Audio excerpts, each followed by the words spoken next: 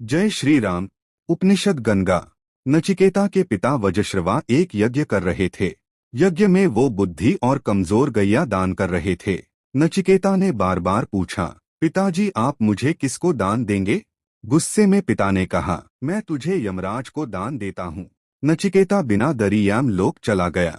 यमराज वहां 3 दिन तक नहीं थे। नचिकेता बिना खाए पिए प्रतीक्षा करता रहा।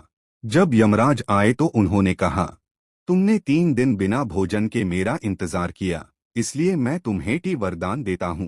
पहला वरदान। नचिकेता ने मांगा, मेरे पिता का क्रोध शांत हो जाए और वो मुझे प्रेम से अपना लें। यमराज ने ये वार दे दिया। दूसरा वरदान। नचिकेता ने अग्नि विद्या। नचिकेता अग्नि का ज्ञान मांगा जिसे स्वर्ग मिलता है। यमराज ने उसे ये विद्या सिखा दी। तीसरा वरदान सबसे महत्वपूर्ण। नचिकेता ने पूछा, मारे हुए लोगों के लिए मनुष्य कहते हैं कि वी है और कुछ लोग कहते हैं वी नहीं है। मैं आज सत्या को जाना चाहता हूँ। यमराज ने कहा, धन, आयु, राज्य और सुख का प्रलोभन दिया। नचिकेता देवताओं के लिए भी ये रहस्य गोपनीय है, लेकिन नचिकेता ने सब ठुकरा दिया। तब यमराज ने कहा, वाई सुख सब कभी नहीं रहेगा। प्रिया का मर्गा भोग का हा, श्रेया का मार्ग अधम्यातिकता का योग का मार्ग हा। दोनों है मनुष्य के सामने भे रूप में एट हा। इंद्रियों से ऊपर है मन और मन से ऊपर है बुद्धि और बुद्धि से ऊपर है आत्मा। बुद्धिमान इन प्रेया की अपेक्षा से श्रेया को चुनता है। निर्बुद्ध अपने लिए प्रेया का मार्ग चुनता है। भोग का मार्ग अविद्या का अज्ञान का मार्ग है। अधम्यातिकता का मार्ग विद्या का ज्ञान का मार्ग है। प्रेया के मार्ग को चुनने वाला सुख को ही सब कुछ मन बैठता है। श्रेया के मार्ग को चुनने वाला आत्मा को सत्या मानता है।